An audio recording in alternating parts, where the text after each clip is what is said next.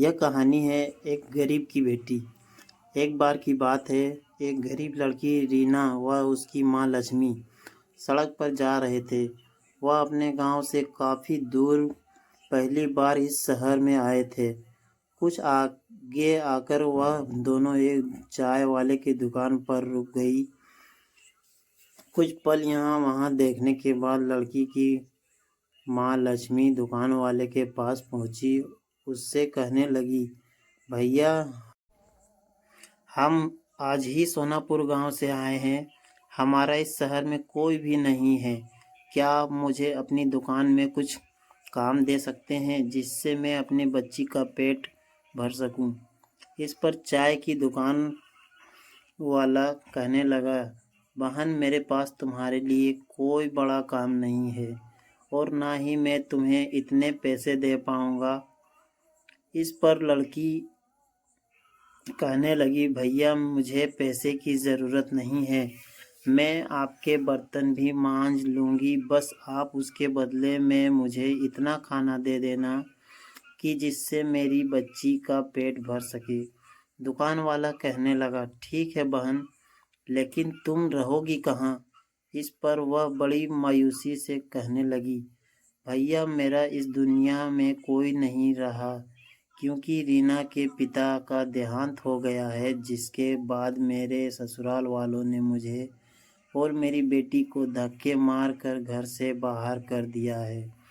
वह बोली, अब तो मुझे ही अपनी इस बच्ची को पालने के लिए कुछ न कुछ काम करना पड़ेगा। आपको मंजूर हो तो मैं आपकी इस दुकान में ही सो जाऊंगी। सुबह जब तक आप अपने घर से आएंगे तब तक मैं आपकी दुकान में झाड़ू पोछा व बर्तन साफ कर दिया करूंगी। इसके बदले में आप बस मेरी बेटी को कुछ खाने को दे दिया करना। लक्ष्मी की ऐसी बातें सुनकर चाय वाले का मन पिघल गया और उसने लक्ष्मी की बात मान ली। दोनों माँ बेटी वह दुकान में रहने लगी और काम करने लगी। ऐसे ही कुछ उनका समय बीतने लगा। एक दिन चाय वाला उससे कहने लगा, बहन, मैं तुम्हारे लिए पास के कारखाने में बात करूँगा जिसमें मेरी चाय जाती है। उसके मालिक का स्वभाव बहुत अच्छा है। उनके पास तुम्हारे लिए कोई काम होगा तो वह तुम्हें अवश्य ही काम दे देंगे, जिससे तुम्हें व तुम्हारी बेटी को एक अच्छा ठिकाना मिल जाएगा। यह कहकर चाय की दुकान वाले भैया ने जब कारखाने के मालिक से उन दोनों के बारे में बात की तो मालिक ने कहा, ठीक है, हमारे घर पर एक काम करने वाली की आवश्यकता है, इसलिए तुम उसे हमारे घर भेज देना। वह चाय वाला लक्ष्मी व उसकी बेटी को मालिक के घर भेज देता है, जहाँ पर मालिक की पत्नी लक्ष्मी को घर का पूरा काम समझा देती है और साथ में यह भी समझा देती है कि तुम्हारी बेटी रीना मेरी बेटी समायरा से दूर रहे, जिससे उसे किसी भी तरह का इन्फेक्शन या बीमारी का खतरा ना रहे। एक दिन लक्ष्मी रसोई में काम कर रही होती है कि अचानक उसकी बेटी रीना के चीखने की आवाज़ सुनाई देती है। लक्ष्मी भागकर वहां जाती है तो देखती है रीना ने समायरा की फ्रॉक हाथ में ली रखी है और उसे देखकर बहुत खुश हो रही है। इतने में मालकिन भी वहां आ जाती है और लक्ष्मी व रीना को डांटने लगती है। वह कहती है, लक्ष्मी, मैंने तुमसे कहा था ना कि समायरा की किसी भी चीज़ को मत छूना और उससे दूर रहना। यह कहते हुए मालकिन समायरा की उस फ्रॉक को रीना को ही दे देती है और कहती है, अब इस फ्रॉक को तुम ही पहनना। यह कहते हुए गुस्से से यह कहते हुए चली जाती है।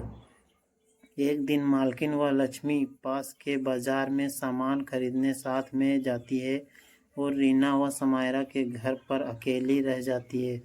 वह दोनों अलग अलग खेल रही होती है कि अचानक समायरा को चक्कर आ जाता है और समायरा बेहोश हो जाती है। तभी पास ही खेल रही रीना की नज़र समायरा पर पड़ जाती है और वह भागकर उसके पास पहुंच जाती है।